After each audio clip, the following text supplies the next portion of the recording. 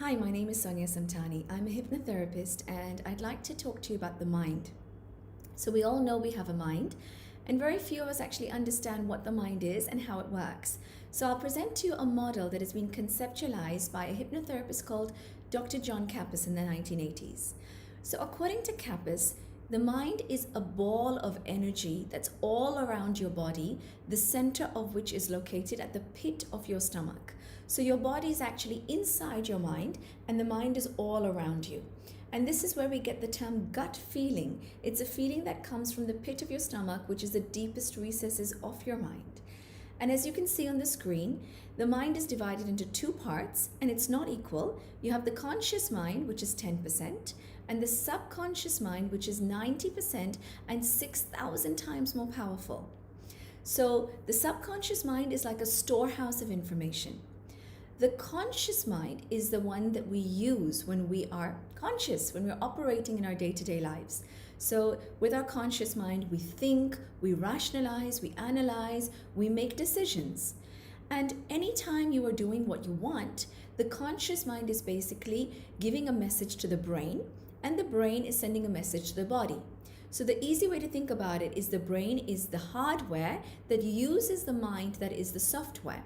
So if you want to listen to the video, or if you want to nod your head, for example, the conscious mind is signaling that to the brain is sending down the energies to the body, and we go ahead and we do what we want.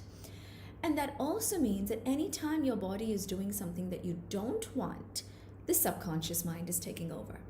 So let's say you don't want to get a panic attack, but the body is doing it. So that's the conscious mind then getting hijacked, and it's getting hijacked by the subconscious mind that's getting triggered and taking over. So let's understand the subconscious mind. As I said, it's a storehouse of information. An easy way to think about it is that it's like a giant library, and it just stores all the data across time, across space, across lifetimes. In your current life, this can start from conception. So let's say if mom was pregnant with you and she didn't want to be pregnant and she was thinking, I don't want this child, that could be our first experience of rejection in this life. Nothing goes away, everything stays inside the mind. And the way that we store it is that we collapse fact and interpretation. Fact is what happened. Interpretation is what did we make it mean. This could be something like in the womb. Fact is, I was hungry. Interpretation, I made it mean I'm not safe. I don't get things when I want. Fact could be, my mother picked me up from school half an hour late. Interpretation, she doesn't care. So fact and interpretation could be two different things, but the subconscious mind stores the interpretation as if it is our truth. And that's been created by us. And anytime we make the same interpretation 3 times, we create a belief. So it starts off with a conclusion and later on it becomes a belief. And we can have empowering beliefs and disempowering beliefs. And our disempowering beliefs are usually along the lines of, I'm not good enough. So I'm not good enough in whatever way. I'm not confident enough. I'm not beautiful enough. I'm not smart enough. And we make those conclusions that limit us. And so this starts by an event.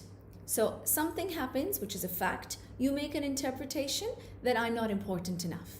And it could be something as simple as I was playing with my brother or sister, their friend came and interrupted, then my brother or sister started playing with a friend and not me, and I concluded that I'm not important enough.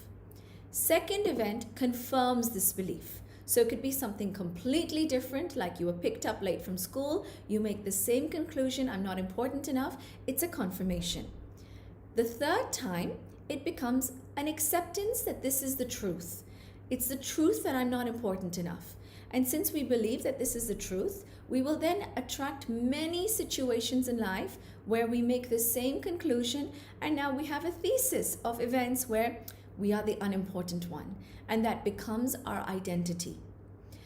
So what happens is in our conscious mind, we have our rules and our desires. So for example, you could have a rule that I should feel calm on an airplane, and I have a desire to feel it. I should be able to speak confidently in public, and I have a desire. But in your subconscious mind, you have your experiences. Has this been something you've concluded in the past? For example, if your experience is that you were on a plane and there was turbulence, which is fact, and your interpretation was, oh my God, I could die, or something bad could happen, then your experience is not in alignment with your rule. So any time where your experience is in alignment with your rule, life is very easy. Like your rule could be that I should make X amount of money, and your experience says I'm very capable. So in the area of money making, life will be easy. But if there is any area at all where you're finding that I'm not able to do what I want, I'm not able to get what I want, understand that it's because your experience is giving you the opposite message, and your experience is 6,000 times more powerful. So if what you want is to be a confident speaker, but your experience says that I may not be accepted, people may not like me, that becomes then more powerful than what you want. And this is why people come to therapists like myself. So what we do through the power of regression or suggestion placement is we change the texture of your experience. We can't change fact, but we can change your interpretation. So what we can do is go back to the younger you at the time where you made this negative interpretation for the first time, the formation of that belief.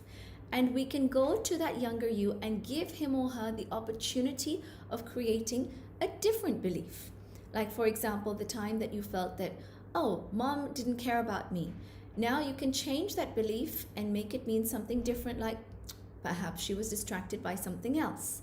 And when we do that, we are changing the texture of the experience in our subconscious mind. And we release the old interpretation through the therapeutic work, and we can actually replace it with a new one. We can even do this with suggestion placement, where we take you to a comfortable, relaxed trance state. We bypass the critical filter and we place suggestions that you want. For example, I'm calm and relaxed whenever I'm on the plane. I'm confident as a public speaker. And what we're doing is aligning the conscious and subconscious mind.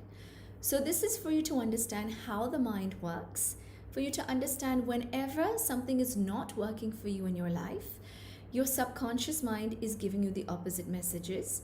And also to understand that you can shift this, because anything that you create, you can also shift and uncreate and create something new for yourself in your life. So I hope that this has been useful for you to understand yourself.